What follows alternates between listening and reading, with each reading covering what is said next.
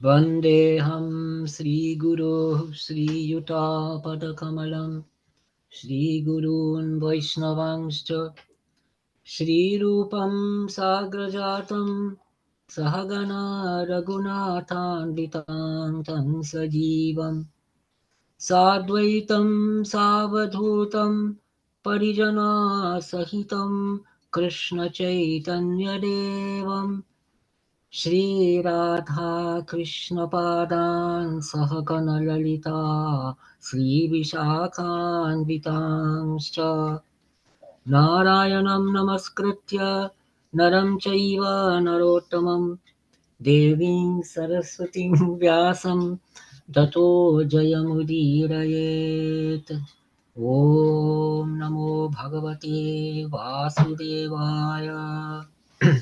So, continuing the Mahabharata, Indraloka Gamana Parva, chapter 359, episode 62.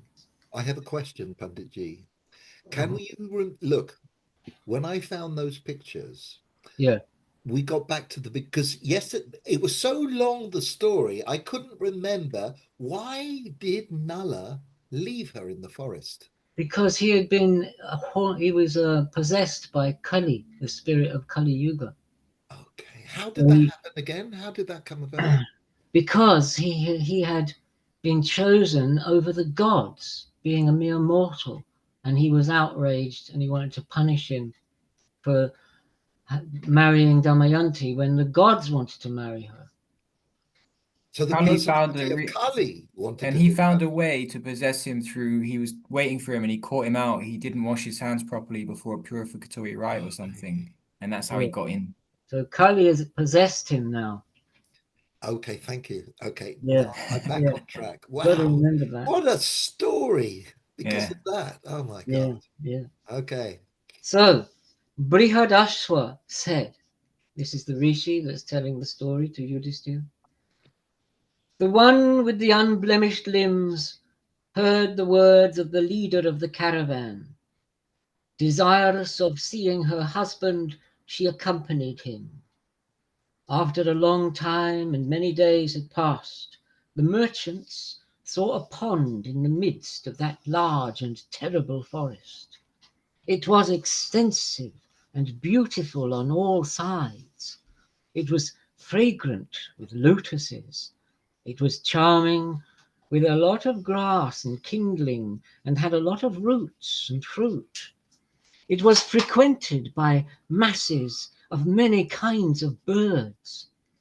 They saw that the water was clean and delightful and brought pleasure to the mind. Since the animals of transport were extremely tired, they resolved to rest there. With the permission of the leader of the caravan, they entered that supreme forest. When the day moved westward, that caravan settled down to rest. When it was midnight, everything was quiet.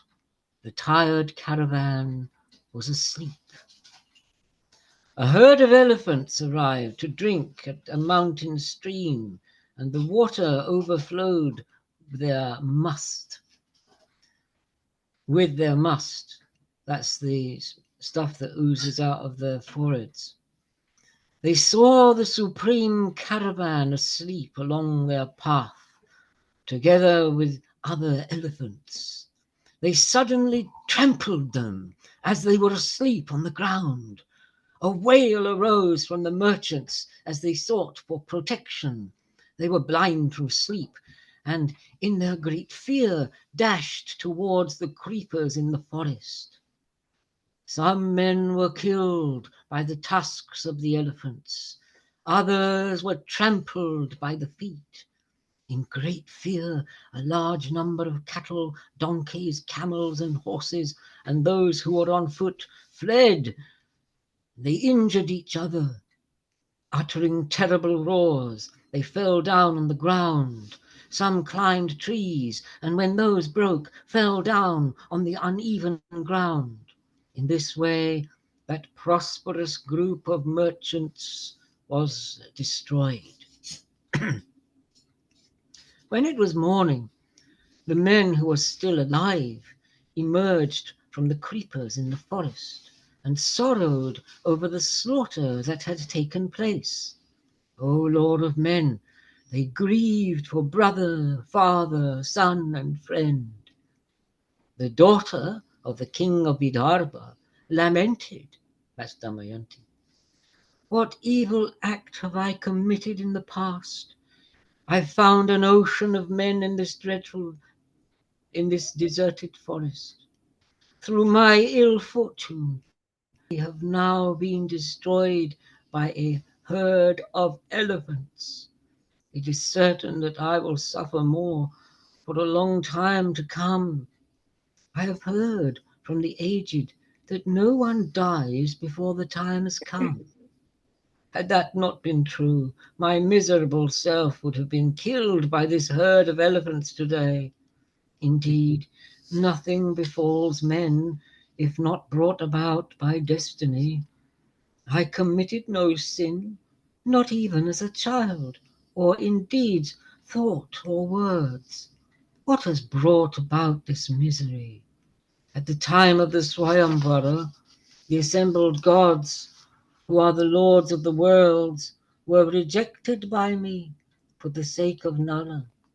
It must be because of their influence that I suffer this separation now. The beautiful limbed one sorrowed and lamented in this fashion. O tiger among men, she left with the Brahmanas, learned in the Vedas, who had survived. She was miserable and overcome with sorrow. After traveling for a long time, she arrived in the evening at a great city. This belonged to Subahu, the truthful king of Chedi. She entered that supreme city, clad only in half a garment. She was pale, thin, and miserable. Her hair was loose and had not been washed. She walked like one who was demented. The citizens saw her enter the capital of Chedi in this way. In their curiosity, vulgar boys followed the lady. Surrounded by them, she approached the royal residence.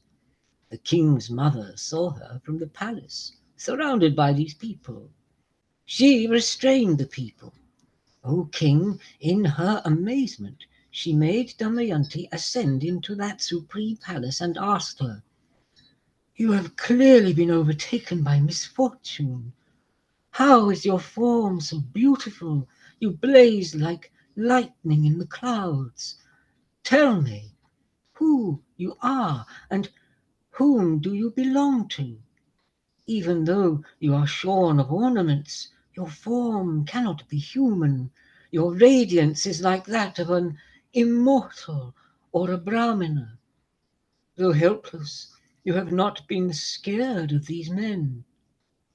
On hearing these words, Bhima's daughter replied thus, "Know me to be a woman who follows the same vows as her husband. Know me to be a Sairendri." Footnote. A Sairendri is a female servant who works in the inner quarters and is therefore superior to a common slave girl. This was also the name Draupadi used when she became a servant of Sudeshna, the king Virata's wife. By describing herself as Sairendri, Damayanti is signifying her desire to work in the palace. End of footnote. Of noble birth, I am a maidservant and live wherever I wish.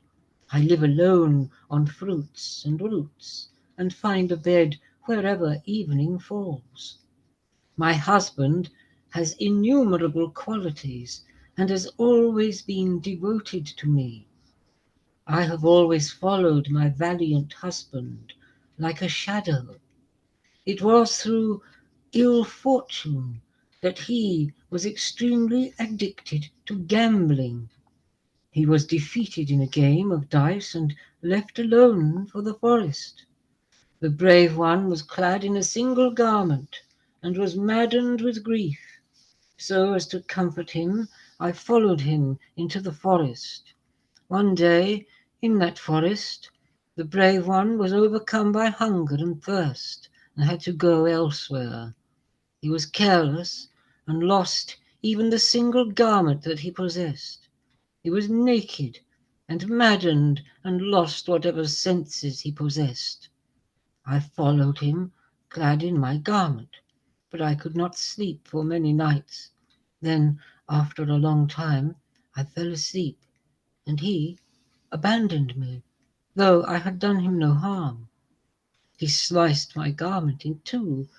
I have been searching for my husband, tormented by grief day and night, but I have not been able to find my beloved, who is the Lord of my life and riches, and like an immortal to me. Her eyes filled with tears. She lamented thus in many ways. Bhima's daughter suffered. The king's mother, who herself suffered with her, then told her, "O fortunate one, stay with me. I am pleased with you. O blessed one, my men will hunt out your husband, or perhaps while he is roaming around here and there, he may arrive here on his own. O blessed one, live here and you will get your husband back." On hearing these words of the king's mother, Damayanti replied, "O mother of brave ones, I can live with you, but I will not eat leftover food, nor will I wash the feet of others. I will never speak to other men. If any man solicits me, he must be punished. But in the course of searching for my husband, I will see Brahmanas. If this can be done, I will certainly stay with you. But if it is otherwise, my heart will never allow me to stay." The king's mother told her with a happy mind, "I will do all this. A vow like this should be praised. O Lord of the earth, O descendant of the Bharata lineage, on hearing the words of Bhima's daughter, the king's mother told her daughter Sunanda, "O Sunanda, though she will be a Sairendri, know her to be like a goddess. Always enjoy yourself with her without any anxiety in your mind." 360. Brihadashva said, "O Lord of the earth, when King Nala had abandoned Damayanti, he saw a great fire, forest fire, in that deep forest. From the midst of the fire, he heard the voice of a being. It cried again and again, "Come here, Nala, come here, Punyashloka." Nala replied, "Do not be afraid," and entered the center of the fire. He saw the king of the snakes lying there in coils. Trembling, the serpent joined his hands in salutation and told Nala, "O king, know me to be a serpent named Karkotaka. O king, I had once captured an innocent Brahmarishi who was extremely great in austerities. O Lord of men, he had cursed me in his anger. Because of his curse, I am unable to move even a step from this place. If you rescue me, I will teach you that which will ensure your welfare. I will be your friend, and there is no serpent who is my equal. I will become very light. Pick me up swiftly and leave." Having spoken these words, the lord of the serpents became as small as a thumb. Grasping him, Nala went to the region that was free of flames. he came to an open space that was free of the black-trailed fire. He wished to let the serpent go, but Karkotaka again told him, "O Nishada, walk on and count your steps as you proceed. O great king, I will ensure your great welfare when you do this." At that, he began to count, and he was bitten at the 10th step. As soon as he had been bitten, his form instantly changed. On witnessing his deformed body, Nala stopped, looked at himself, and was astounded. The Lord of the Earth saw that the serpent had assumed his own form. Then the serpent Karkotaka consoled Nala and said, "I have brought this change in your form so that no one may recognize you. O Nala, I have done this so that the person who has injured you with this great distress will unhappily reside inside you, stung by my venom. O great king, as long as he does not free you, he will hurt from venom all over his body. He will suffer from misery as long as he lives there. O Lord of men, you were innocent and did not deserve to be harmed. I have protected you from the anger and envy of the one who has cheated you. O tiger among men, O Lord of men, you will no longer face any fear from enemies who have fangs or from those who have knowledge of the Brahman. O king, you will suffer no pain on account of the poison.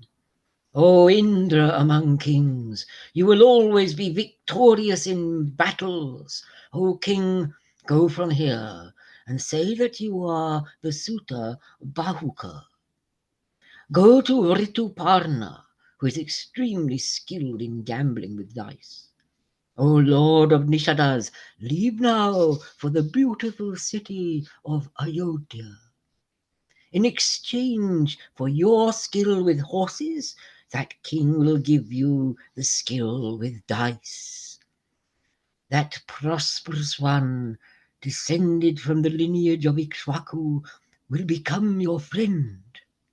When you have become skilled with the dice, you will ensure your welfare and prosperity.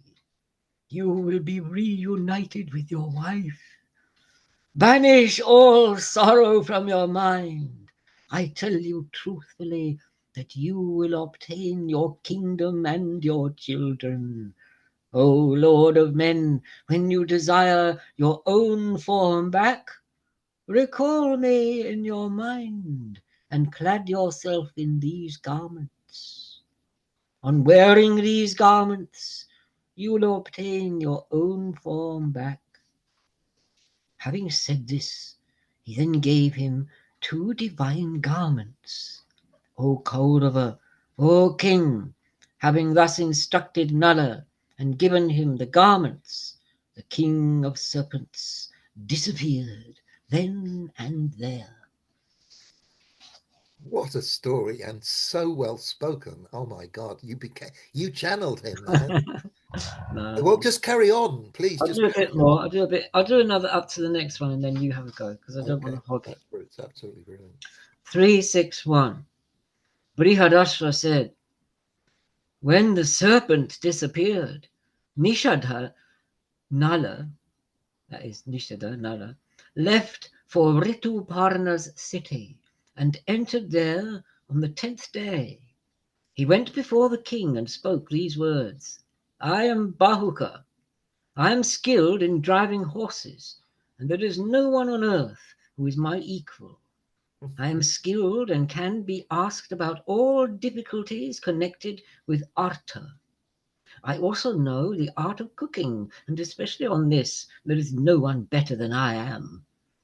If there is anything in this world connected with artisanship or any other difficult matter, I will seek to accomplish them all. O Rituparna, therefore, maintain me. Rituparna replied, "O Bahuka, O blessed one, reside with me. You will do all this. My mind has always been particularly attracted to the question of speed. Devise some means of yoking so that my horses travel fast. Be the superintendent of my stables, and your salary will be 100,000. Varshneya and Jibala, footnote, Rituparna's charioteers. Varshneya is Nala's old charioteer who has found employment with Rituparna. Aha. Wow. Varshneya and Jibala will always follow your instructions. See, if it was a film, you'd notice that, right? Having, O Bahuka, spend your days happily with them and reside with me. Having been thus addressed and honoured, Nala lived there in Rituparna's city in the company of Varshneya and Jibala. While living there, the king continued to think about the daughter of Vidarbha. Every evening he recited a shloka which said, "O ascetic, hungry, thirsty, fatigued, and miserable, where are you? Do you keep thinking about that unfortunate one? Whom are you attached to now?" Having heard the king recite this in the night, Jibala said, "Oh, Bahuka, I wish to hear about the one over whom you always sorrow." Thus addressed, the king Nala replied, "There was one who lost his senses. There was a lady he thought much of, and she was firmer towards him. Because of a certain reason, that unfortunate one was separated from her.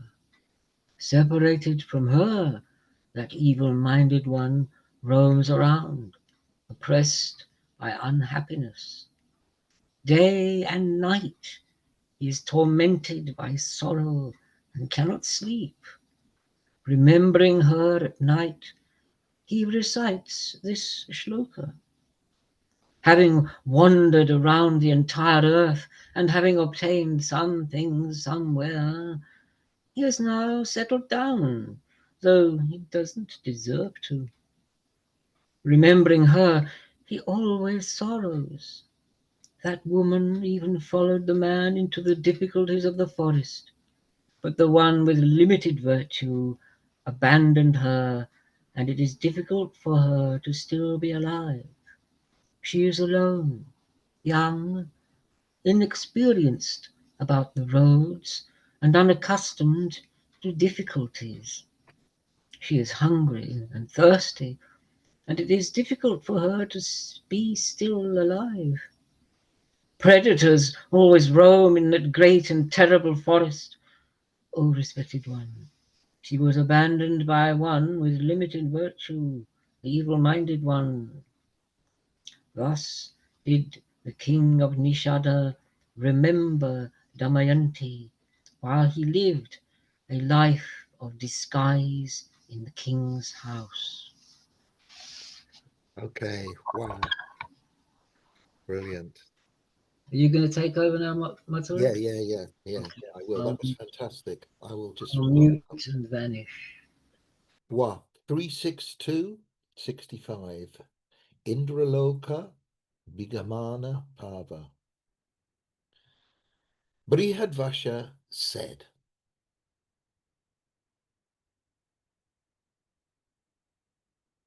sorry, getting adjusted.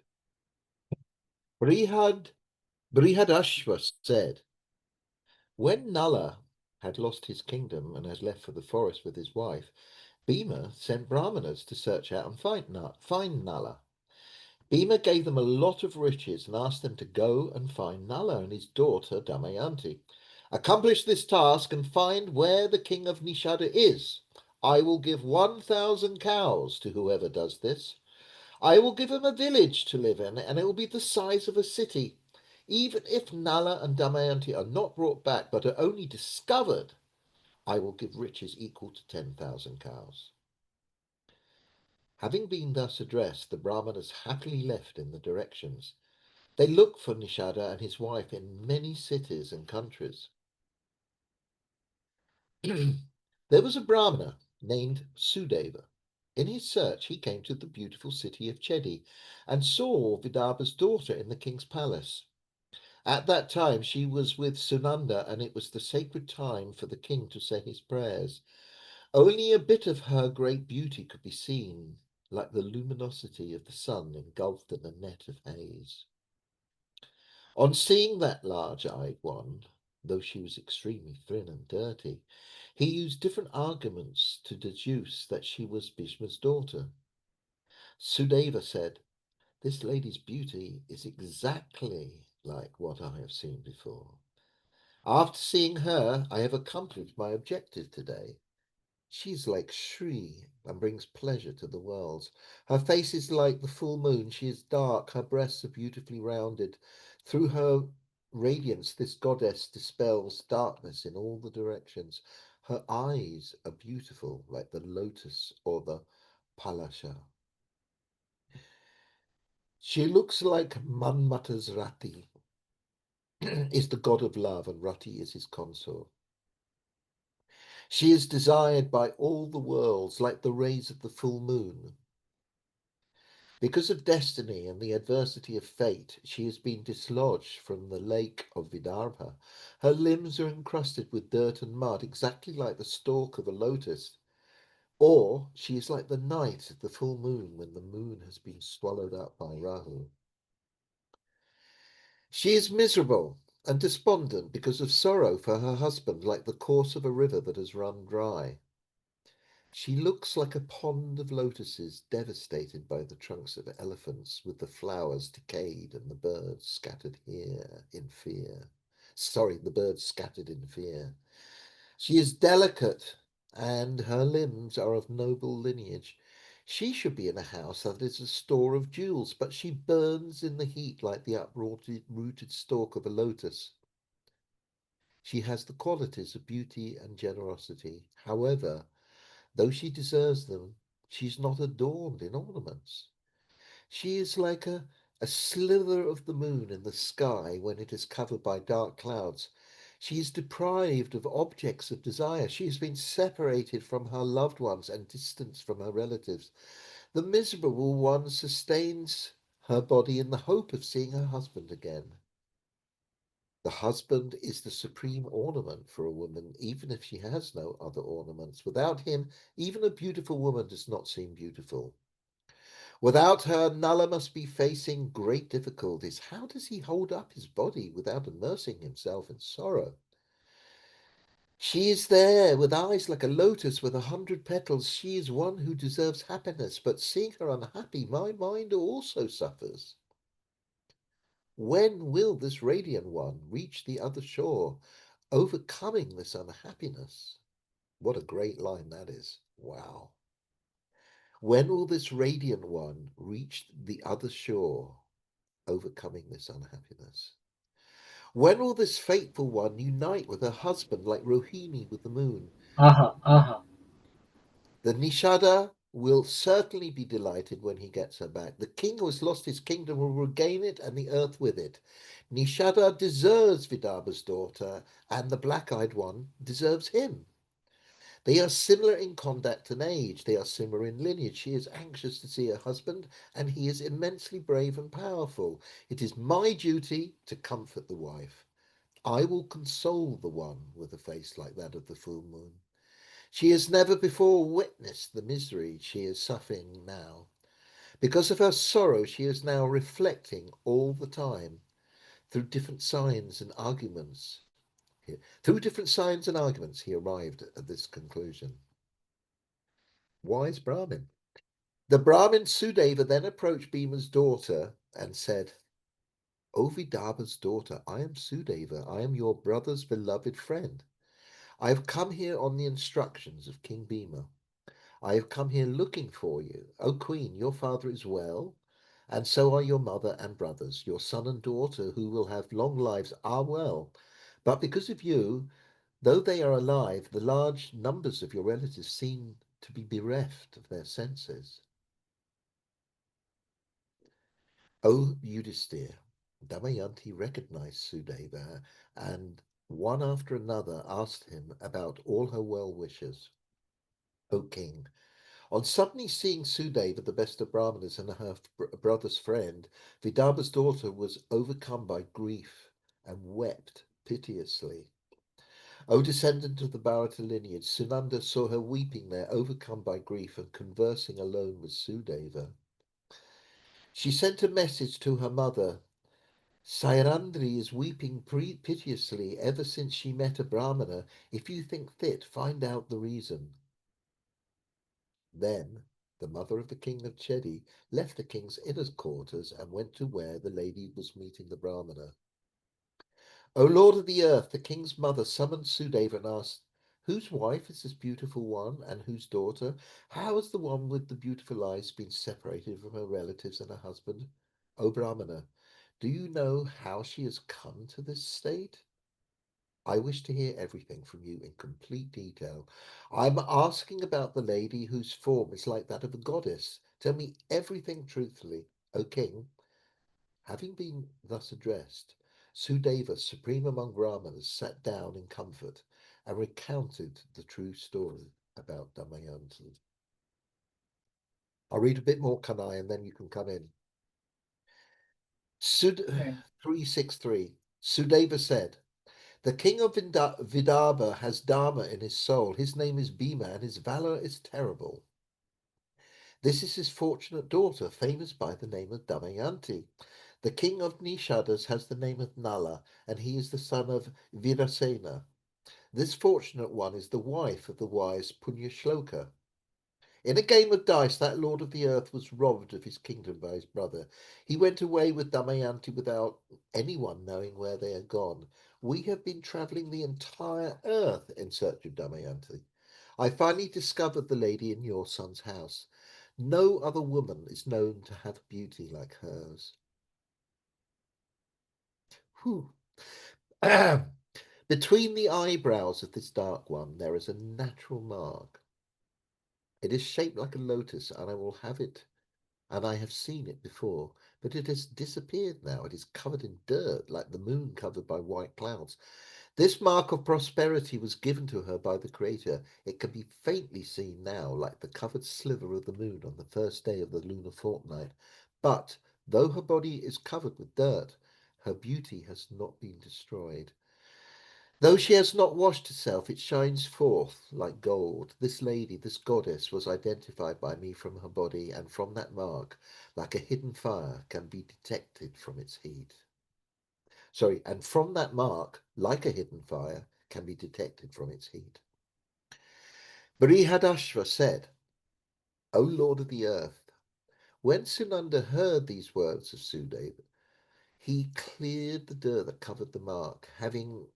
Having been cleansed of the dirt, Damayanti's mark became visible, like the moon appears in the clear sky.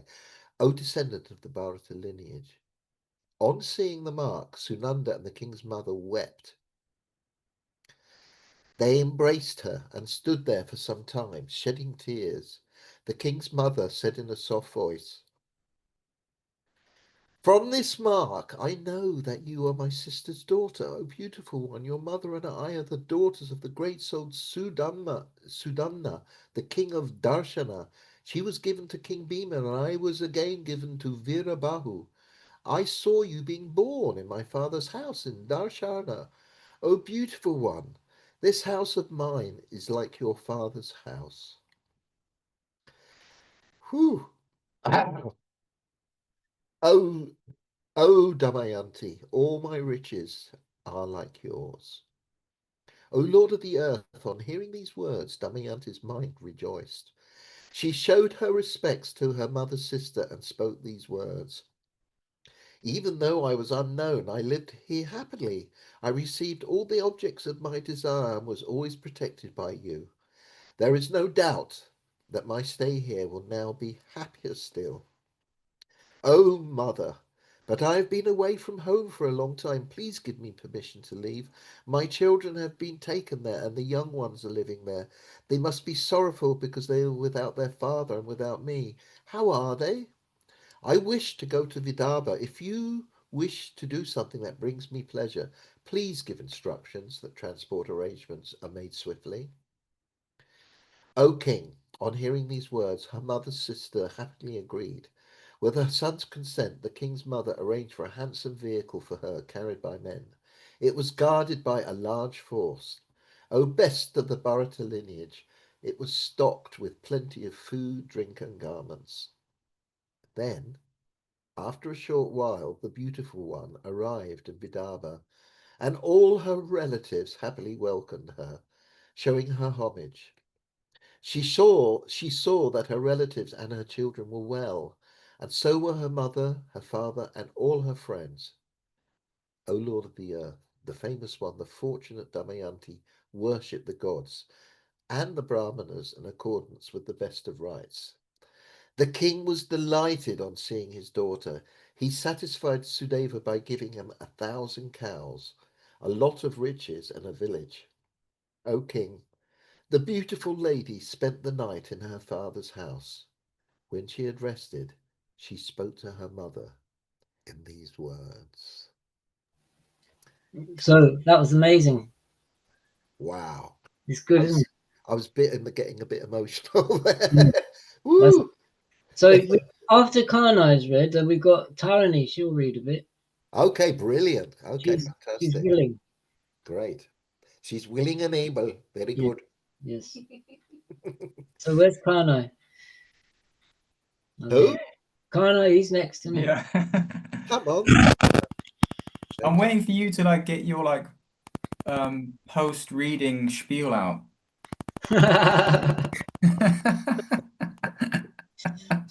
Well, Karnai, don't wait for that. That's all right. I like it. You have All right. permission from the elders. Please speak. Oh, respectfully, of course. 364. Okay. Damayanti said, "O mother, I tell you truthfully, if you wish to see me alive, please arrange it so that Nala, the brave one among men, is brought here." Brihadashva said, thus addressed by Damayanti, the queen was extremely distressed. O king, her voice choking with tears, there was no reply that she could give. On seeing her in this state, everyone in the inner quarters began to weep and lament grievously. O great king! Then Bhima's wife spoke to him. Your daughter Damayanti is sorrowing on account of her husband, O king. Unrestrained by shame, she herself told me this. Ask your messengers to make efforts to find Punya Shloka. Thus asked by her, the king sent brahmanas who were in his service in every direction, with instructions that they should try to find Nala.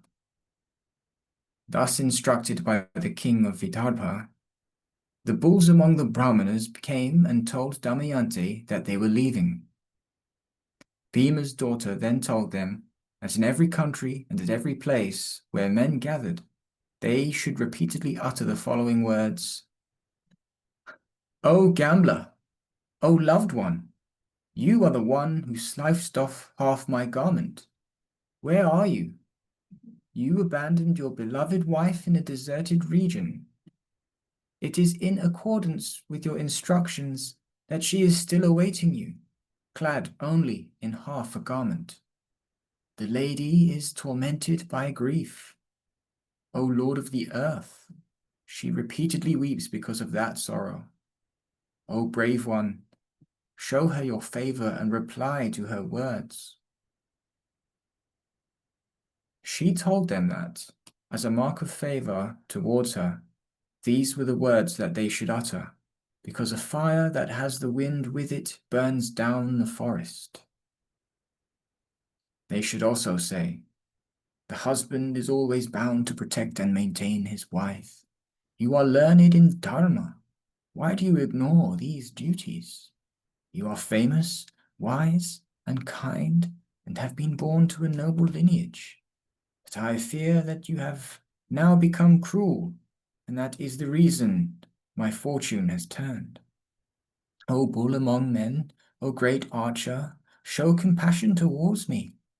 You have often told me that compassion is the supreme dharma.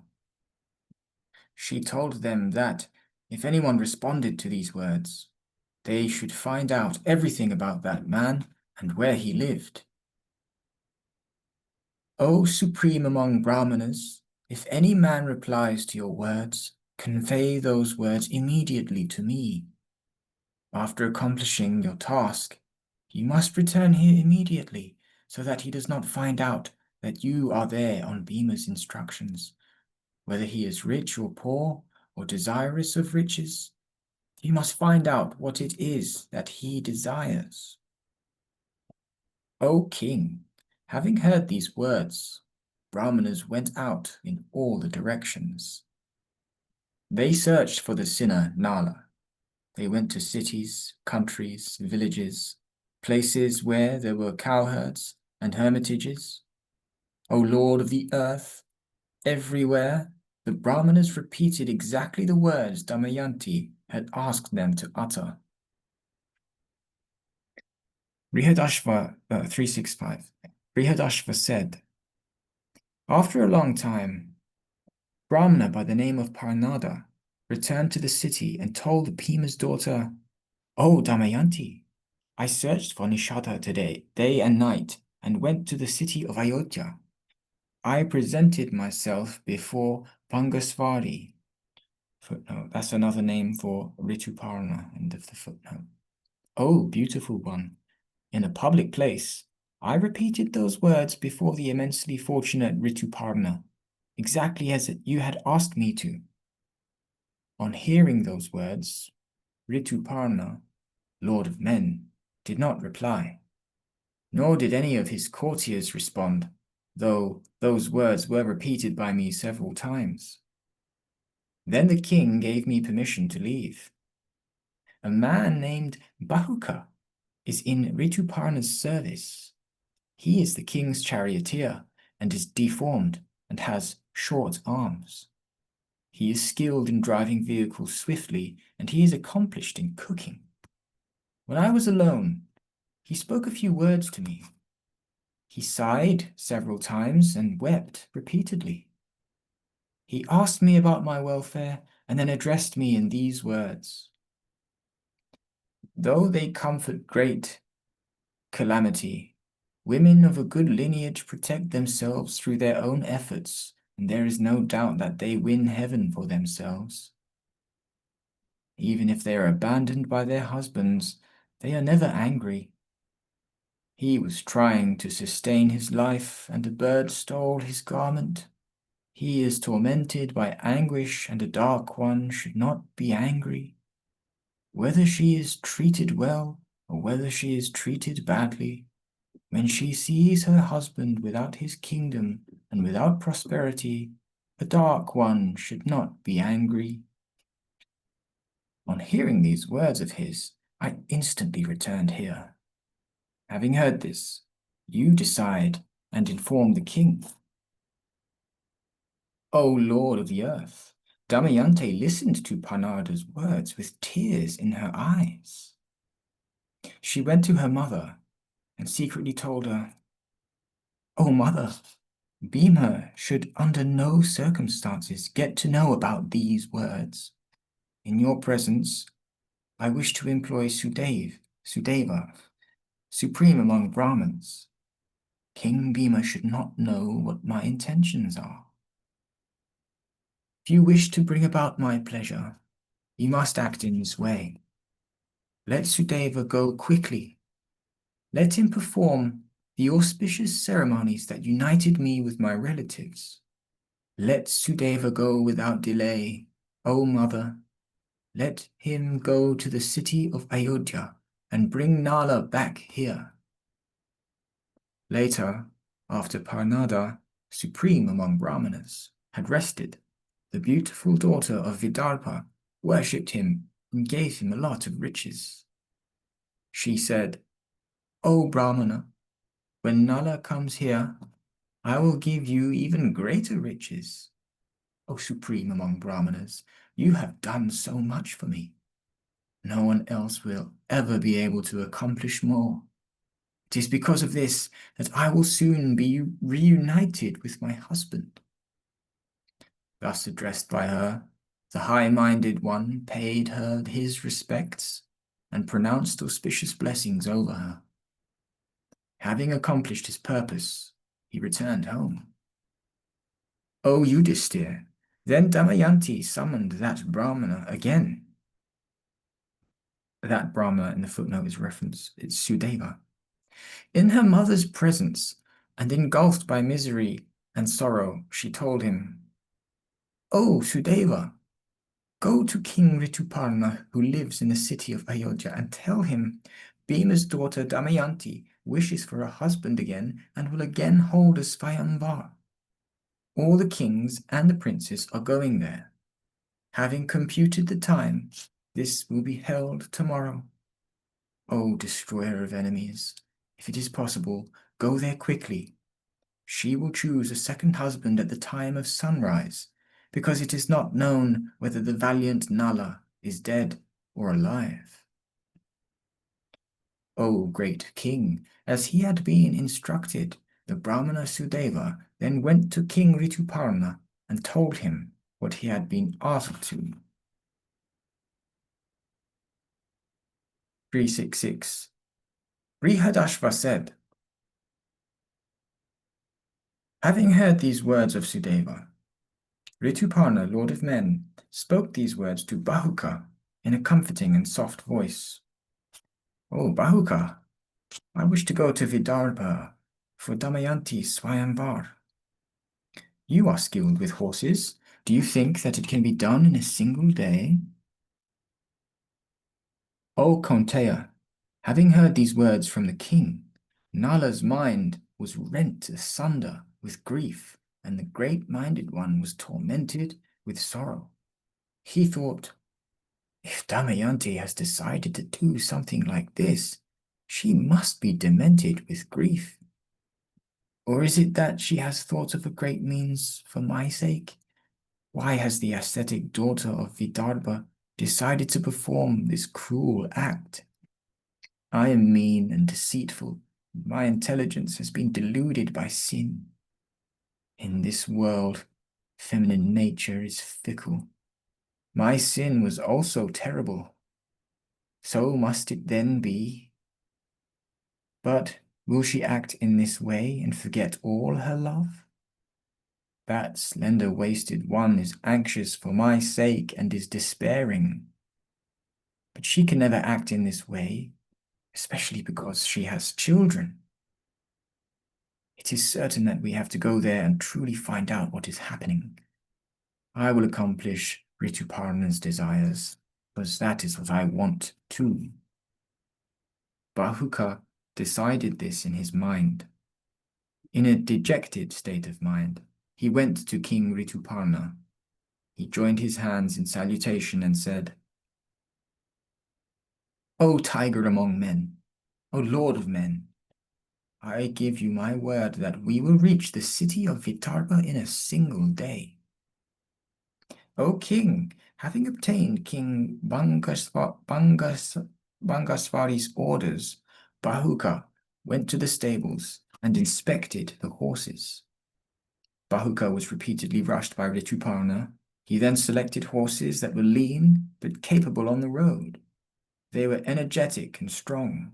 They had been born in a noble lineage and were good in conduct. They were bereft of all inauspicious marks. Their nostrils were wide and their jaws were big. They were pure and possessed the 10 locks of hair. Oh, that's interesting. There's a footnote for that, which is avarta, an auspicious lock of hair on the back of a horse curling backwards. End of footnote. They were from the region of the Sindhu and were as swift as the wind. On seeing them, the king was a little angry and said, What do you wish to do? You should not jest with me. How can these horses of mine, weak and lifeless, bear us? How can we travel such a long distance with these steeds? Bahuka replied, There is no doubt that these horses will reach Vidarbha, O king. But if you so desire, tell me which ones you would like me to yoke. Rituparna said, O Bahuka, you are the one who has knowledge of horses. You are the skilled one. Yoke the ones that you think will be swift and capable. Then the skilled Nala yoked 4 horses to the chariot. They were bred from a noble lineage and were of good conduct. Then the king swiftly ascended the chariot that had been yoked as the supreme horses knelt down on the ground. Sorry. O Lord of the earth, I'll go to 368 if that's all right. So that's one more after that. O Lord of the earth. Then the handsome King Nala, supreme among men, comforted the horses, which were endowed with energy and strength. Nala controlled the reins and made Sutta Varshneya ascend the chariot. His charioteer. Then those supreme horses were commanded by Bahuka in accordance with the rules. The chariot seemed to rise up into the sky, confounding the occupants. The wise king of Ayodhya was extremely surprised when he saw those horses carry them with the speed of the wind. Having heard the roar of the chariot and the control over the horses, Varshneya began to wonder about Bahuka's mastery over horses. Is this Matali, the charioteer of the king of the gods? Those great signs can be seen in the brave Bahuka. Or is this Shalihotra? Shalihotra footnote is a famous authority who wrote about horses. End of footnote. Who knows about the breeding of horses? Has he now assumed this beautiful human form? Yeah, footnote here. This is strange because Bahuka is deformed. End of footnote. Perhaps irony. Or might it be King Nala, the destroyer of enemy cities? Has that king come here? Aha. Footnote, since Varshneya is Nala's old charioteer, he knows Nala well. The only difficulty is that Nala's form is now different. End of footnote. He began to think in this way. Or perhaps Bahuka knows some of the knowledge that Nala possessed. The skills of Bahuka and Nala seem to be the same. Then again, his age seems to be the same as Nala's. This is not the immensely valorous Nala, but he has the same knowledge. Sometimes great-souled ones roam the world in disguise, driven by destiny, or malformed because of what has been said in the sacred texts. My mind is divided because of the deformity of his body, but it is my view that I should not decide in the absence of proof. They are equal in age. It is the form alone that is the difficulty. But then again, Bahuka has all the qualities, and I think that he is Nala. O great king, Punyashloka's old charioteer kept on thinking in his mind. O Indra among kings, together with the charioteer Varshneya, King Rituparna also kept thinking about Bahuka's expertise with horses. He was extremely delighted on witnessing his strength, valor, enthusiasm, control over horses, and diligence. 367, and then I'll stop at 368. Brihadashva said, like a bird traveling in the sky, he swiftly crossed rivers, mountains, forests, and lakes. As the chariot traveled, King Bangasvari, the conqueror of enemy cities, saw that his upper garment had fallen down. When he saw that the garment had dropped as they were speeding, the great-souled king told Nala, I will go and get it, O immensely intelligent one. Restrain these immensely swift horses. Varshnaya can then go and retrieve the garment. Nala replied, Your garment fell down far behind. We have traveled more than a yojana since then. It is not possible to get it back now. O king, while he was thus addressed by Nala, King Bankaswari came to a forest where there was a vibhitaka tree laden with fruit. On seeing the tree, the king immediately told Bahuka, O Suta, now witness my great prowess at counting. Everyone does not know everything. Indeed, there is no one who knows everything. O Bahuka, in this tree, the number of leaves and fruits that are still on it is more than those that have fallen down by 101. O Bahuka, there is one more leaf and 100 fruit. Those 2 branches have 5 crore leaves. Take those 2 branches and their twigs. The fruits there will number 2,095.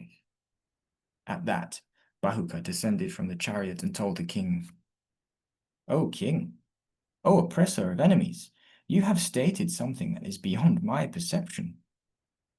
O king, if I count, nothing will be left to supposition. O great king, witness as I count the number of vibhitakas. I do not know whether your statement is right or wrong. O lord of men, you will see as I count the number of fruit. Let Varshnaya handle the reins of the horses for the moment. The king told the suitor, Bahuka, we do not have any time to delay. However, Bahuka told him with great humility, wait for only an instant, or if you wish to hurry, take Varshnaya as your charioteer. From here onwards, the road is smooth. O descendant of the Kuru lineage, Rituparna comforted him and said, O Bahuka, there is no one on earth who is your equal as a charioteer. You know about horses. I desire to go to Vidarbha with your help. I seek a favor with you. Please do not create obstacles. O Bahuka, I will do whatever you wish and whatever you tell me. If you take me to Vidarbha today and show me the sunrise there. At that, Bahuka told him, I will count the Vibhitakas and then go to Vidarbha. Please do what I ask you to. Unwillingly, the king asked him to proceed with the counting. He dismounted from the chariot and swiftly cut down the tree. He was extremely surprised that, on counting, the number of fruits was exactly what the king had told him it would be. He said, O king, this is extraordinary, and I have seen your powers. O king, I wish to know the learning through which you have known this. But the king was in a hurry to leave and replied, Know that I am versed with the heart of the dice and have expertise in counting. Bahuka said, O bull among men, give me that knowledge and take from me the knowledge about handling horses. King Rituparna desired to imbibe the knowledge about horses, and there was also the urgency of his task, which is reaching Vidarbha. So he told Bahuka, let it be that way. Accept from me the supreme knowledge about the heart of the dice, O Bahuka, but let my knowledge about horses remain in your heart as a trust. Having said this, Rituparna gave his knowledge to Nala.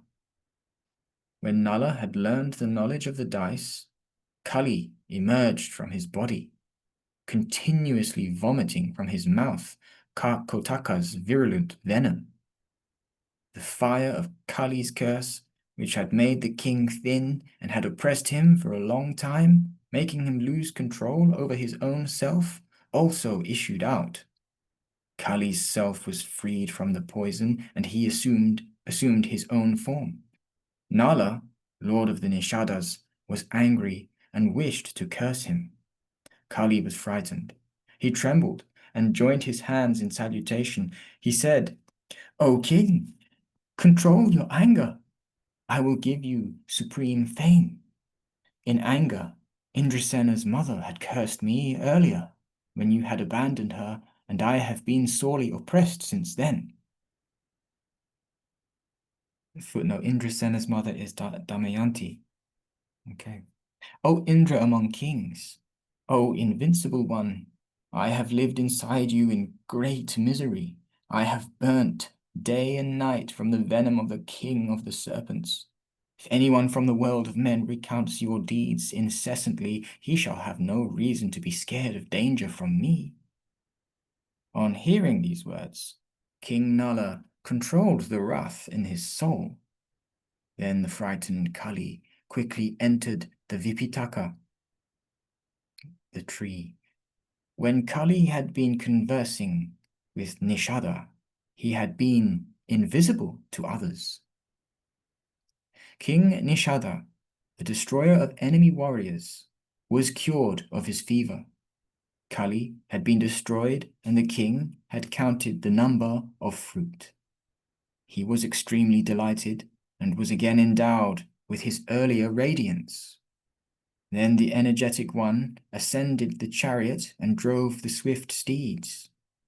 Having been possessed by Kali, the Vipitaka has come to acquire a bad reputation. Nala's heart was delighted. He repeatedly urged those supreme horses, and they travelled like birds. The great-minded king proceeded in the direction of Vidarbha. When Nala had gone a long distance, Kali also returned home. O Lord of the earth, King Nala was freed from his fever, O king. But though he was free of Kali, he was still separated from his old form.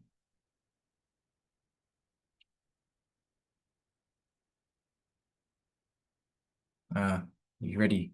That was unusual, that. So, Why? oh, so I just assumed that he would got his new form back because he Yeah, got. I thought so too, but they didn't say it, so I thought, because remember he has to put on a garment in order to get his old form back. He has to put a specific Ah, garment on. We're so waiting for that. he's exercised Cully, but he hasn't got his form back. Yeah, I think that's Ah, gonna be a dramatic hike coming up, I believe, I'm guessing. okay. Anyway, Oh, I shall, Tarini is going to take over. yes, and I shall vanish. You have to unmute yourself, my dear. Yeah. Yes. Hello. Hello. Radhi Radhi Haribol. Radhe Radhe. 368. Brihadshava said, Rituparna, for whom truth was his strength, arrived in Vidarbha this evening. The people informed King Bhima about his arrival. On Bhima's words, the king entered the city of Kundina, the capital of Vidarbha, filling all the 10 directions with the sound of his chariot. Nala's horses, footnote, the ones that were in Vidarbha, not the ones Nala was driving, end of footnote, heard the roar of the chariot, and hearing this, Sorry to not interrupt. There's some crackling happening somehow or other on the line. Is somebody's thing crackling? Yeah, it'll be all right in a minute. Really? Okay. Okay, carry on. No, it's still okay. I Yeah, wonder it's what. probably, I think it's from Madan's side. He says it'll be all right. I don't know what it is though. Yeah, it's brother's phone. Ah, well, You got to turn off. You got to turn off. He's doing that. He's doing that. Yeah. Okay. Great. Okay. We're back on. so we're on page 464, and maybe I'll just restart the line from the previous page. Nala's horses heard the roar of the chariot, and hearing this, rejoiced just as they had in Nala's company earlier. Damayanti also heard the roar of Nala's chariot, which was like the deep rumbling of clouds at the onset of the monsoon. Like the horses, Bhima's daughter thought that the chariot roared as it used to before, when Nala used to control his horses. The peacocks in the palace, the elephants in the stables, and the horses heard the roar of the great king's chariot. Sorry to Oh, butt in, king! but the crackling is still really going on badly. It's very disturbing. There's a huge crackle going on. Well, it can't be here now. Well, That's stopped now.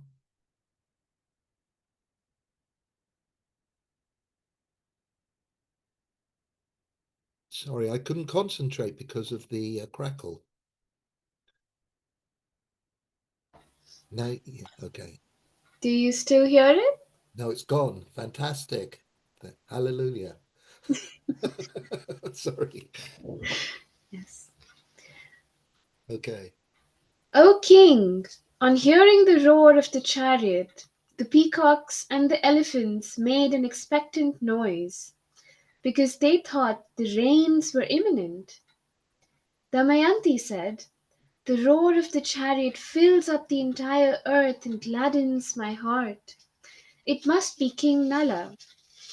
Today, if I do not see the valorous Nala, whose face is like the moon and who possesses innumerable qualities, there is no doubt that I will perish.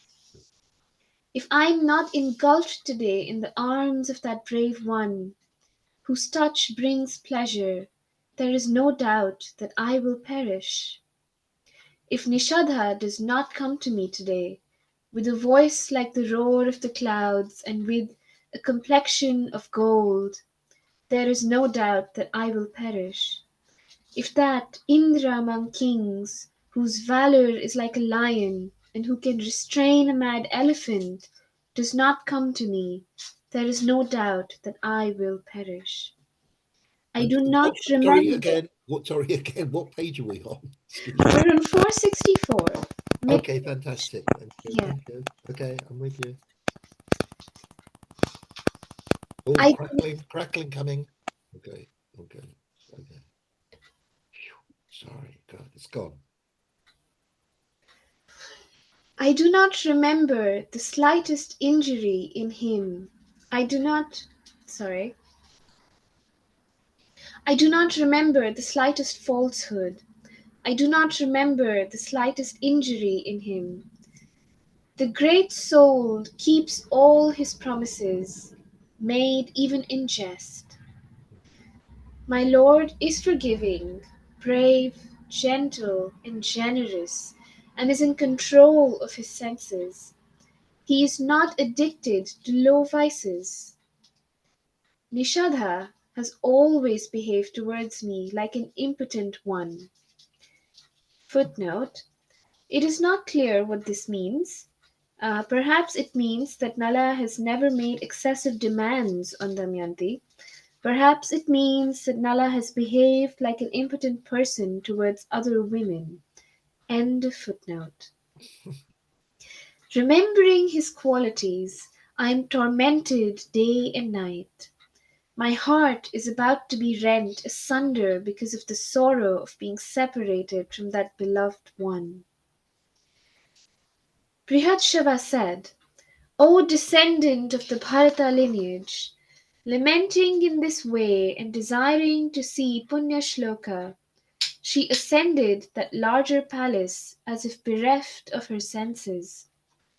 She saw the chariot in the centre footnote of the palace and the footnote with King Rituparna, Varshneya, and Bahuka on it.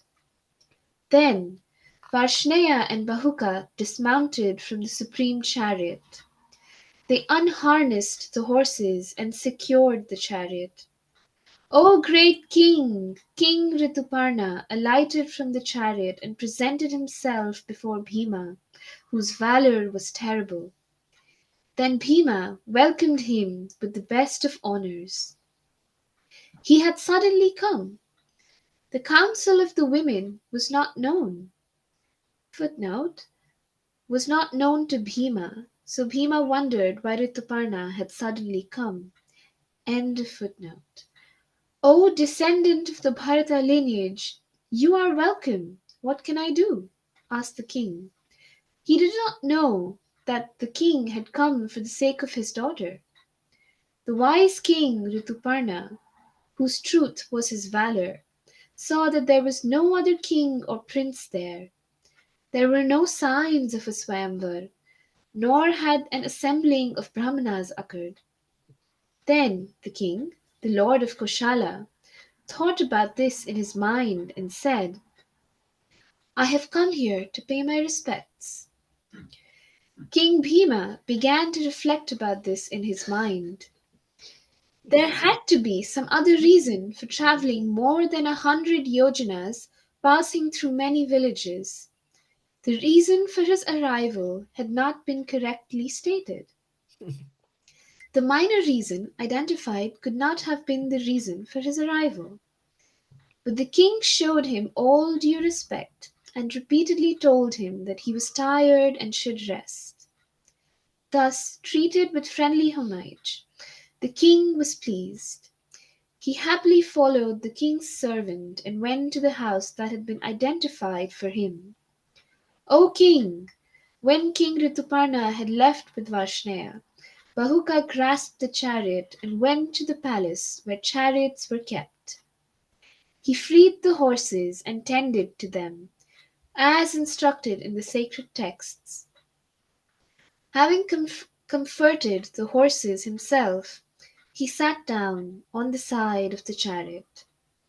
The sorrowful Damayanti had seen King Bhangaswari, Varshnea, the son of Asuta, and Bahuka in that position.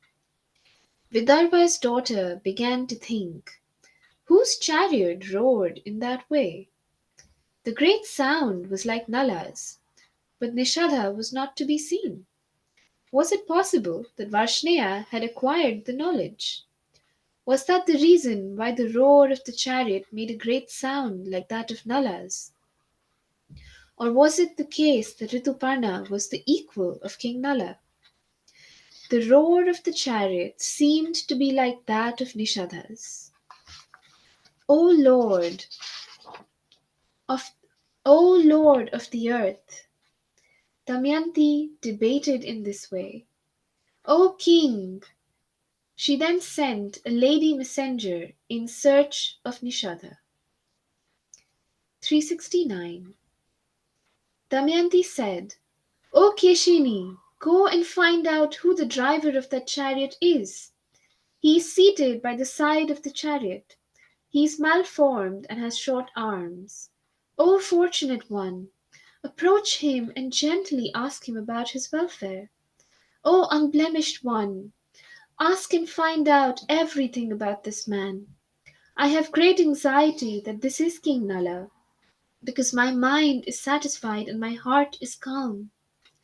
O one with the beautiful waist, in the course of the conversation, use Parnada's words. O unblemished one, pay attention to his reply. Brihatshava said, then that female messenger carefully went to Bahuka, while the fortunate Damayanti looked on from the palace. Keshini said, O Indra among men, welcome, I wish you all welfare. Damayanti has asked a question. O bull among men, listen to it attentively. When did you leave?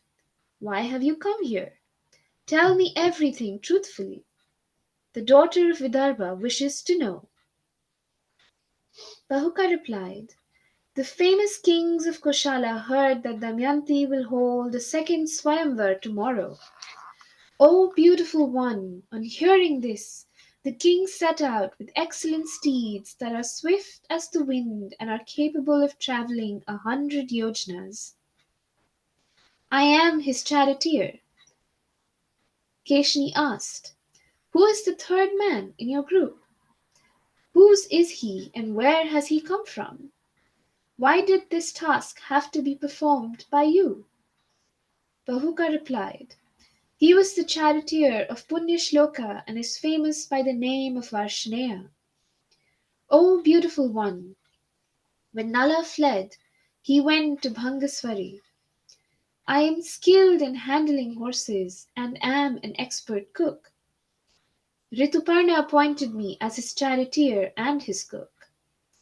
Keshini asked, "Does Varshnaya know where King Nala has gone?" "Oh, Bahuka, he has said anything in your presence."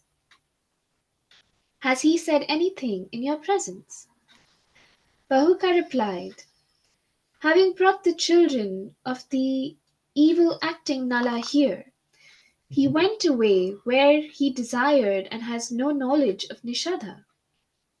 O famous one, there is no other man who knows anything about Nala. The Lord of the earth roams the world in disguise, in a different form. Nala alone knows where he is, and the lady who is like his second self. Nala never reveals his signs in any way." Keshini said, "The Brahmana who earlier went to Ayodhya repeatedly uttered the words spoken by a lady. O gambler, O loved one, you are the one who sliced off half my garment. Where are you? You abandoned your beloved wife in a deserted region. It is in accordance with your instructions that she is still awaiting you, clad only in half a garment. The lady is tormented by grief. O Lord of the earth, she repeatedly weeps because of that sorrow. O brave one, show her your favor and reply to her words. O immensely intelligent one, speak and recount her beloved tale.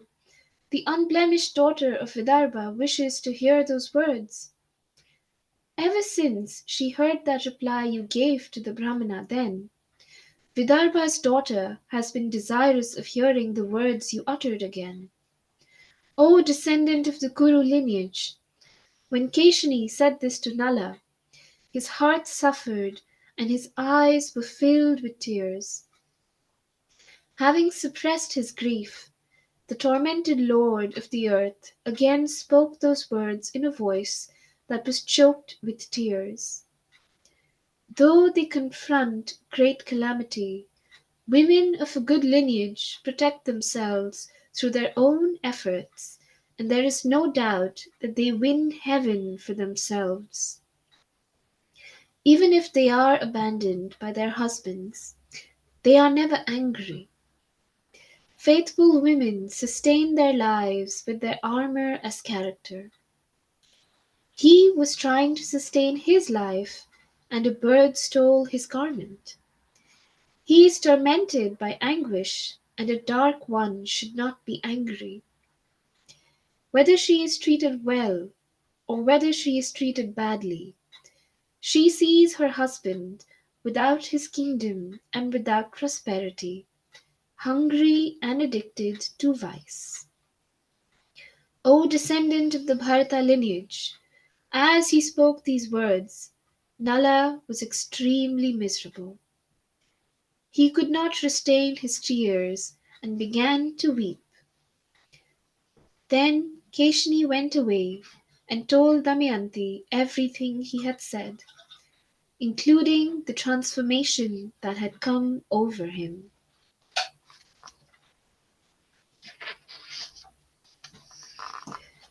(370) Brihadshiva said, having heard all this, Damayanti was overcome with grief. She suspected that he was Nala and told Keshini, "O Keshini, go and examine Bahuka in many ways. Do not say anything, but stay near him and observe his conduct. O beautiful one, whenever he does something, find out the reason. In particular, notice if he does anything attentively. O beautiful one, if fire is to be given to him, place an obstruction. If he asks for water, be in no hurry to give it to him. Observe everything about his conduct, and come and tell me. Report to me everything about whatever else you happen to see." Thus addressed by Damayanti, Keshini left quickly.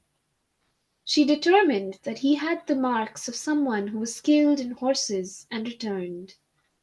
She told Damayanti everything that she had observed, everything about Bahuka, human and divine. Keshini said, O Damayanti, never before have I seen or heard of a man with conduct like this. He is firm and pure in his conduct. When he comes to a short passage, he never lowers his head. But on seeing this, the passage is elevated, and he comfortably passes through. Thus a narrow opening becomes a wide opening for him. The king sent a lot of many kinds of food for Rituparna, and there was the flesh of many animals. A vessel had been provided for cleaning the meat. When Bahuka looked at the vessel, it filled up with water for cleaning. He then wished to cook and grasped a handful of straw. He made it into kindling and held it up, and suddenly it blazed up in flames. On witnessing that extraordinary sight, I was astounded and came back here. I also saw another great marvel there. O beautiful one, though he touched fire, it did not burn him. The water flowed rapidly on his instructions.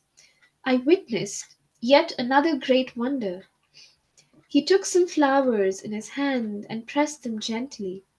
When these flowers were pressed in his hands, they became even more fragrant and fresh.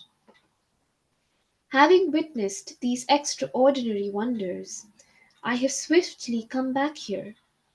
Having heard about the deeds performed by Punya Shloka, Damayanti decided that Nala was known through his acts and signs that had been regained. She guessed that her husband Nala had assumed the form of Bahuka. She wept and again told Keshini in a soft voice, O beautiful one, go yet again. When Bahuka is inattentive, take from the kitchen some meat that he has cooked and come back here. The one who performed desired actions went swiftly. O descendant of the Kuru lineage, when Bahuka's attention was elsewhere, Keshni took some warm meat and instantly brought it to Damayanti. In earlier times, she had often tasted meat prepared by Nala. On tasting it, she knew Nala to be the cook. She wept in great sorrow, overcome by grief. O descendant of the Bharata lineage! She then washed her face and sent Keshini with the twins. Bahuka recognized Indrasena. Footnote. This is the daughter Indrasena. The son is Indrasen. But given the way names have been written in this translation, Indrasena is also written as Indrasen. End of footnote. And her brother. The king rushed to them, embraced them, and placed them on his lap. Having regained his children, who were like divine children, Bahuka was overcome by grief and cried loudly. Thus Nishadha repeatedly displayed his mental anguish. Suddenly he let his children go and told Keshini, "O beautiful one, these twins are just like my own children." And on suddenly seeing them, I began to shed tears. You have been coming here quite often, and people may interpret these signs wrongly. We are guests in your country. O beautiful one, therefore I bow down before you. Go away. Do you want to take off? Okay. Very good. Bravo. You acquitted yourself. Yeah. 371, right? No. 370? 74. This one. 371. Brihadashva said, having seen all the agitations of the wise Punyashloka, Keshini quickly returned and reported it to Damayanti. Damayanti was sad and anxious because of the suspicion that this was Nala. She sent Keshini again to her mother. Suspecting him to be Nala, I have examined Bahuka in many ways, but I have doubts on account of his appearance. I wish to know this for myself. O mother, let him come to me, or let me go to him, with or without my father's knowledge. Thus addressed by the daughter of Vidarbha, the queen related this to Bhima, and the king got to know about his daughter's plan. O bull among the Bharata lineage, with the sanction of her father and mother, she had Nala brought to where she was staying. On suddenly seeing King Nala, the beautiful one was overcome with terrible sorrow. O great king, she was dressed in a red garment, her hair was matted, dirty, and caked with mud. Damayanti spoke these words to Bahuka. O Bahuka, have you ever seen any man who is said to know about Dharma abandon his sleeping wife in a deserted forest?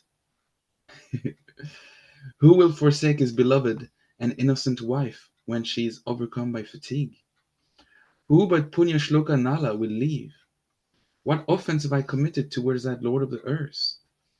When I was overcome with sleep, why did he desert me in the wilderness and go away? In earlier times, I had chosen him myself in the presence of the gods. She loved him and was devoted to him. She was the mother of his children. How could he forsake her? He had accepted my hand in front of the fire, following the words of the swans. He had promised to sustain me. Where has that pledge gone now? O destroyer of enemies! When Damayanti was saying all these, tears of sorrow welled up in her eyes and flowed copiously. When Nala saw some tears of sorrow flow copiously from the black pupilled and red tinged eyes, he replied in words of sorrow, O timid one, the loss of my kingdom was not about by me. It was brought about by Kali, and he made me abandon you. O you who are best in the observance of Dharma, in earlier times, when you were living in the forest and were miserable and sorrowful at my having lost my garment, you had cursed him. Ever since then, tormented by the curse, Kali has resided in my body. Burnt with that curse, he has been like kindling with fire in it. Now he has been conquered with my perseverance and austerities. O beautiful one, there will be an end to our miseries. Freeing me, that evil one has gone away. O one with the white hips, it is because of this that I came here, for your sake, and for no other reason. O timid one, but how could a woman like you abandon a husband who loved her and was devoted to her? How could you marry another? On the king's instructions, messengers have traveled all over the earth proclaiming that Bhima's daughter will choose a second husband. Like a wanton one, and acting on her own desires, she will choose one who is her equal. On hearing this, Bangashwari came here swiftly. When she heard Nala's lament, Damayanti trembled and was frightened. She joined her hands in salutations and spoke these words. Damayanti said, 372. Damayanti said, O ruler of Nishada, O fortunate one, it does not behoove you to be suspicious of sin or find fault with me. I rejected the gods and chose you. It was in order to bring you here that the Brahmanas had gone in all the directions, singing my words in verses in the 10 directions. O king, at last a learned Brahmana named Parnada discovered you in Koshala, in Ritupurna's house.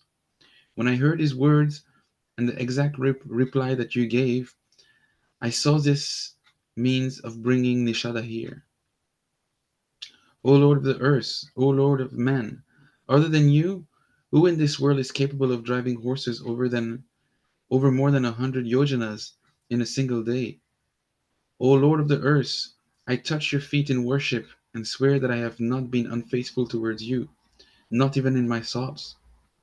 If I have committed any sin, let the moving wind that courses through the world and is a witness to everything free me from my breath of life today. If I have committed any sin, let the sun which always travels the world with its sharp rays free me from my breath of life today.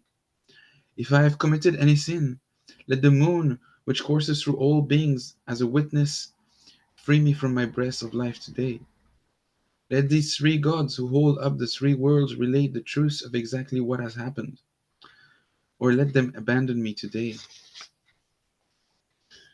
Brihadashva said, thus addressed, the wind god spoke from the sky and said, O Nala, I tell you the truth that she has not committed any sin. O king, Damayanti has protected her treasure of good conduct and has increased it. We have protected her for 3 years and are witness. This method that she has devised for your sake is unparalleled. But for you, there is no other man who can travel 100 yojanas in a single day. O Lord of the earth, Bhima's daughter has obtained you, and you have obtained Bhima's daughter. Do not have any doubts about what you should do. Be united with your wife. While the wind god was speaking, a shower of flowers fell from above.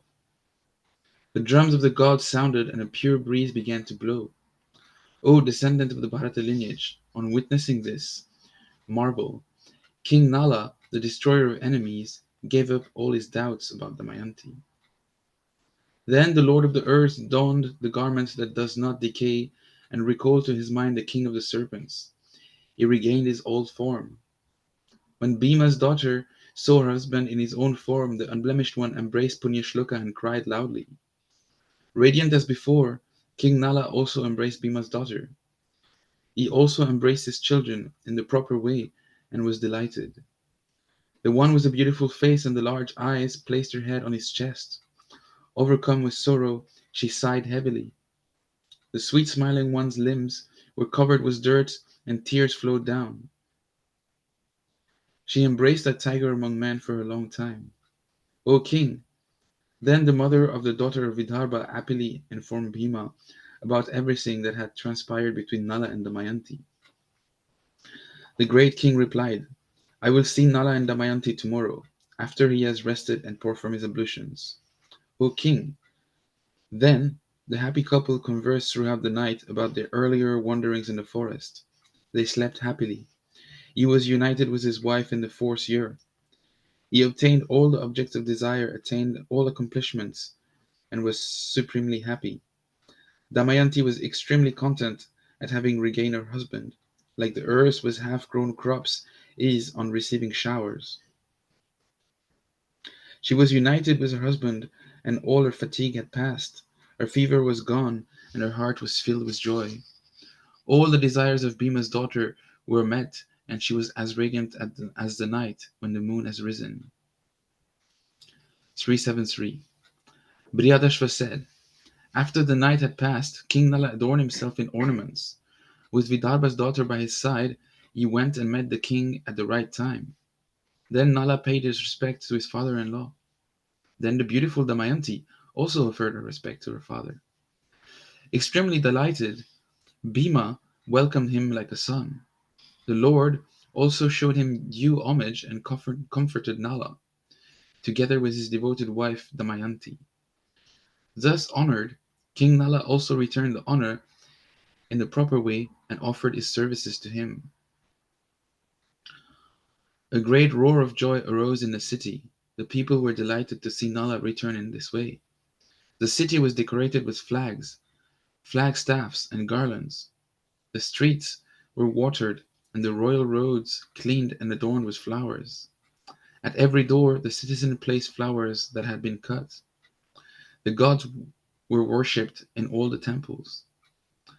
When King Ritupurna heard that Bahuka was Nala and that he had been reunited with Damayanti, he was delighted. King Nala had him brought and begged forgiveness of the king. He who was intelligent begged forgiveness because of several reasons. Thus honored, the surprised king spoke to Nishada. I congratulate you that you have been happily reunited with your wife, O Nishada, O Lord of Nishada. If I committed any crime when you lived in disguise in my house, if I committed an offense, knowingly or unknowingly, please pardon me. Nala replied, O king, you have not committed the slightest crime. Even if you had, I would not have been angered and would have forgiven you. O Lord of man, You have always been my friend and my relative. I have lived happily in your house, and you have always provided me with every object of desire, more in your house than in my own. O king, please exhibit your friendship in future too. Your knowledge about horses vests with me.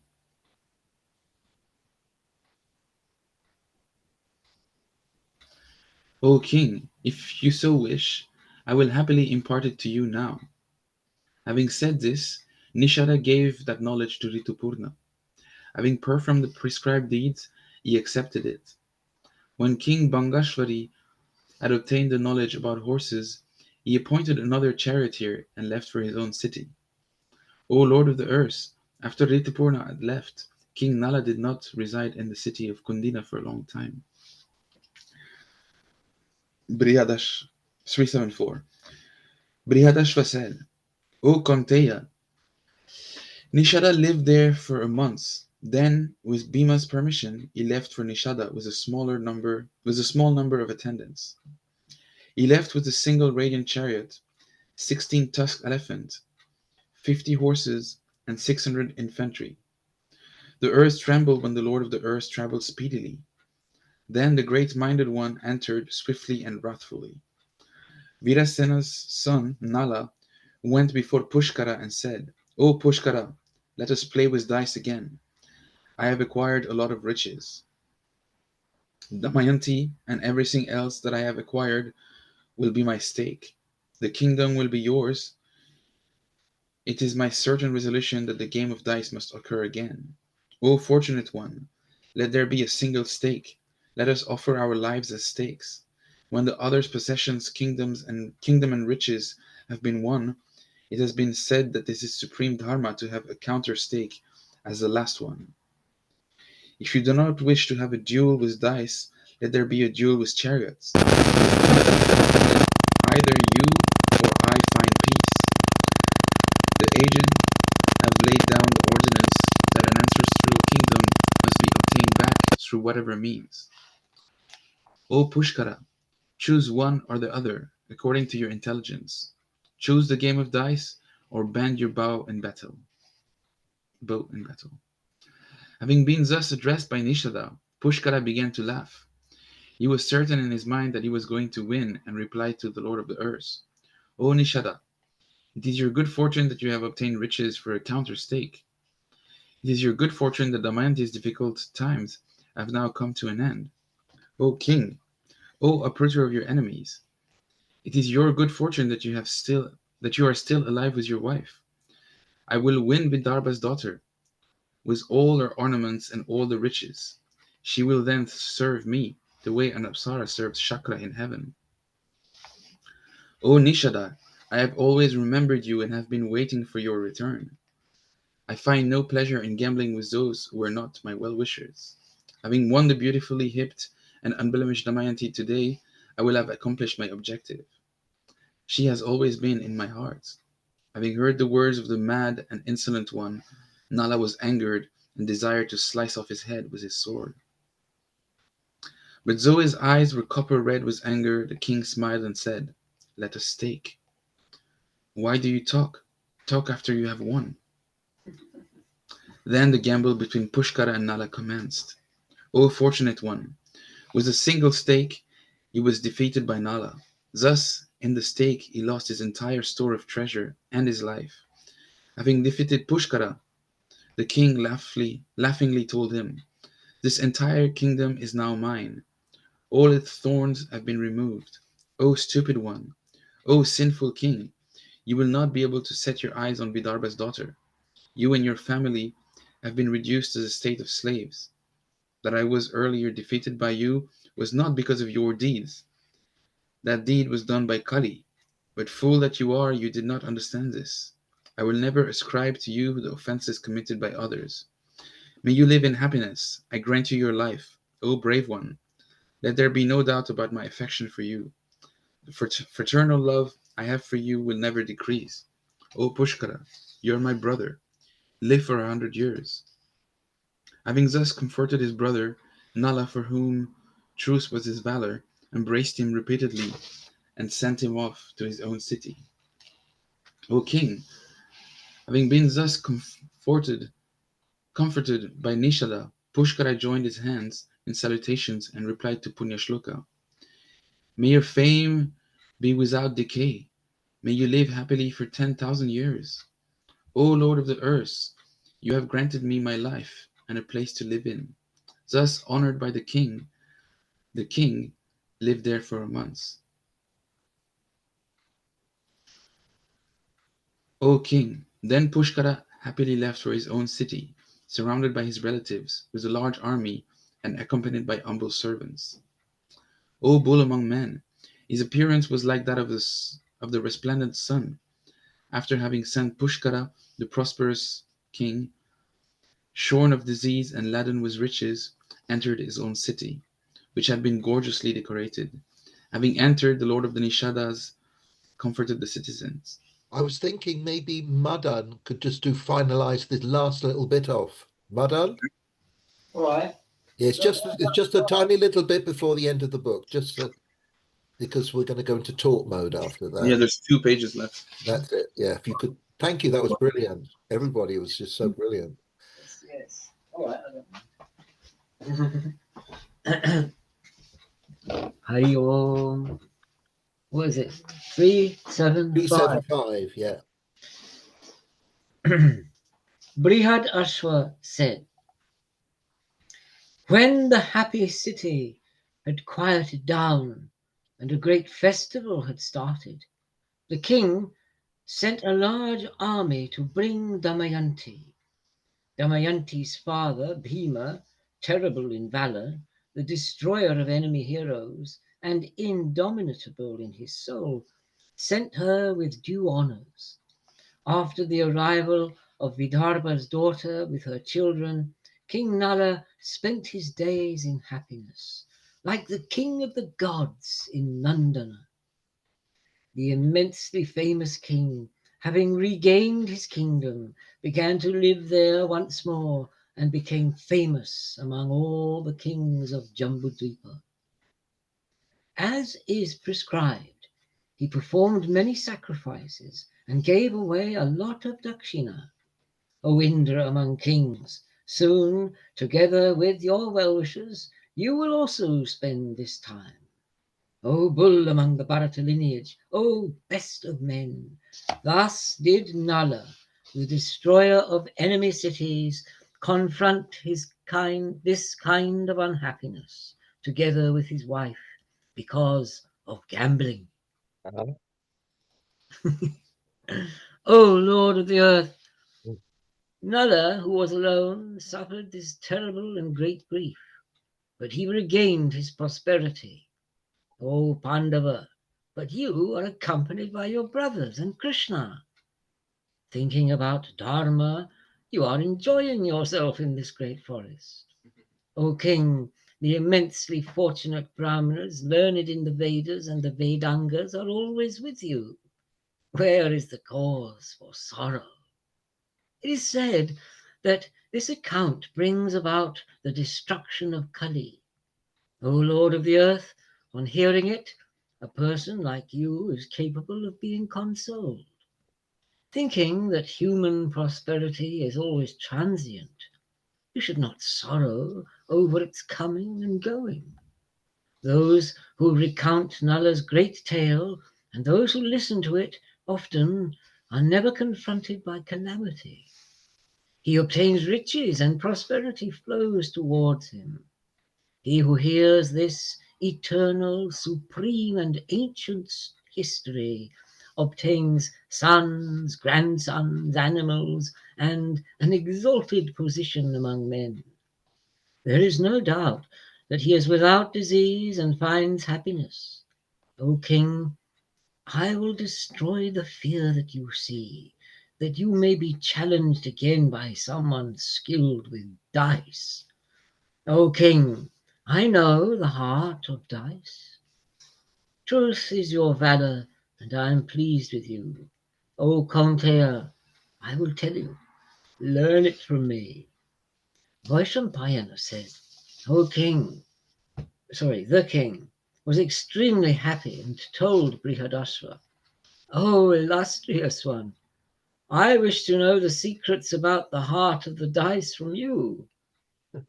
Then the great-souled one gave Pandava the secrets of the dice. Having given it, the immensely ascetic one went to Ashvashira, footnote, a sacred tirtha, to bathe. When Brihadashva had left, he heard from wise ones, brahmanas and ascetics, that Sabyasachi, Partha, was engaged in terrible austerities, surviving only on air. Those ones who were rigid in their vows had assembled there from large mountains and tirthas. They said, "The mighty armed Partha is engaged in fearful austerities, and so terrible are these austerities that the likes of them have not been witnessed before. Partha Dhananjaya is eternally engaged in the vows of an ascetic. The fortunate one is living alone like a hermit and is like the god Dharma personified." O king, on hearing that his beloved brother Jaya, is another name for Arjuna, was tormenting himself in the great forest through austerities, Pandava Kaunteya suffered on his account. Tormented in his heart, Yudhishthira sought refuge in the great forest and questioned brahmanas who were versed in different kinds of knowledge. And then this is the last one, 376, episode 79. Janamejaya said, "O illustrious one, when my great-grandfather Partha left Kamyaka forest, what did the Pandavas do without Sabyasachi? It seems to me that the great archer, the vanquisher of enemy armies, was their refuge, like Vishnu is that of the Adityas.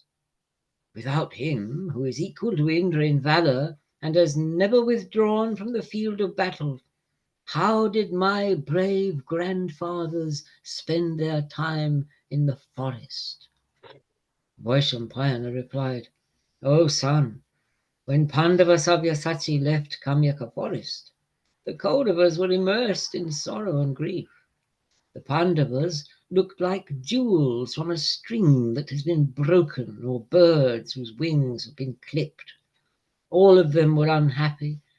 Without the one whose deeds are undecaying, the forest became like Chaitrarata when Kubera is not there. O Janamejaya, in his absence, the Pandavas, tigers among men, lived joyously in Kamyaka.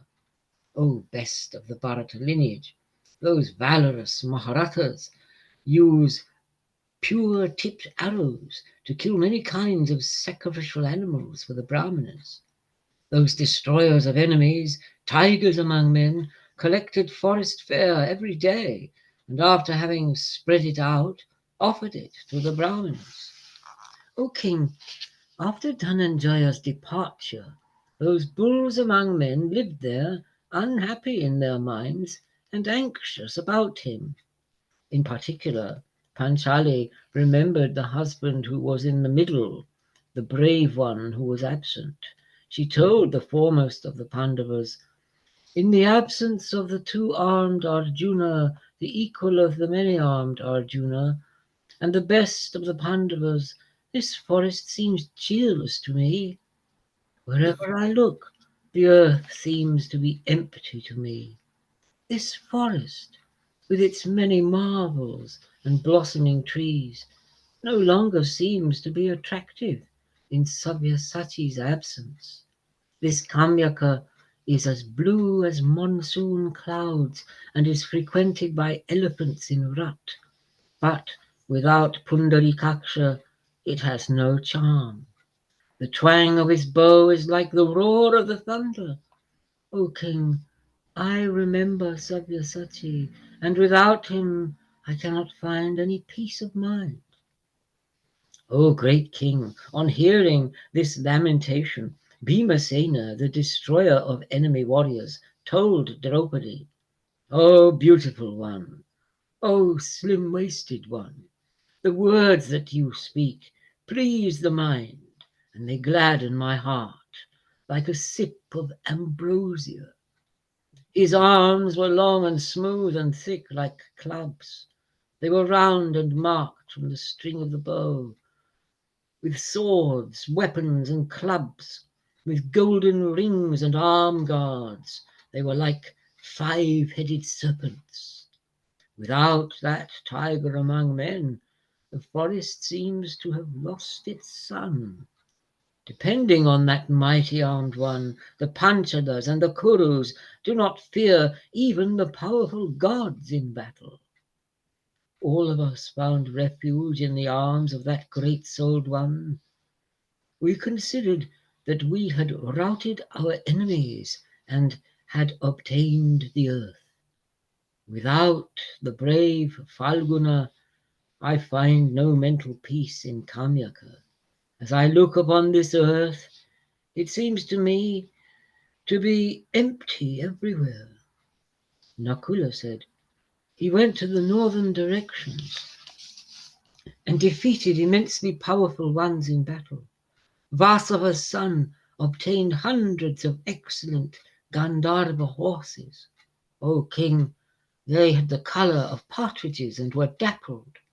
They were as fast as the wind. He gave them to his beloved brother at the time of the great Rajasuya sacrifice. Without that terrible archer, Bhima's younger brother, without the one who is an equal of the gods, I no longer wish to live in Kamyaka forest. Sahadev said, he won riches and women in battle. He defeated Maharathas. In earlier times, he brought them all to the king at the time of the great Rajasuya sacrifice. He is immensely radiant.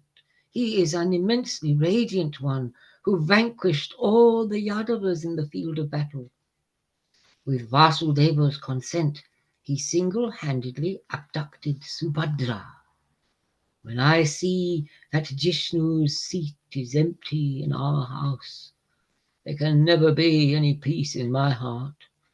O great king, I think we should no longer live in this forest. O destroyer of enemies, without that brave one, none of us finds this forest to be attractive. And so it ends. Wow. That's the end of volume 2. My goodness. So I read what is put just here, just a little bit. The third volume will complete Aranyaka or Vanaparva, the story of the sojourn in the forest, and will cover sections 33 to 44 of the 100 Parva classification. This volume has detailed descriptions of the Tirthas and recounts the stories of Agastya, Rishashringa, Kartavirya, Sukanya, and Chavana, Mandata, Jantu, Shibi, Ashtavakra, Yavakrita, Jatasura, Markandeya, and Arjuna's slaying of the Nivata Kavacha demons. The Kauravas are defeated by the Gandharvas and freed by the Pandavas. Draupadi is abducted by the Kauravas, Jayadratha, and freed. Karna is robbed of his earrings by Indra. That'll be the next volume. Wow.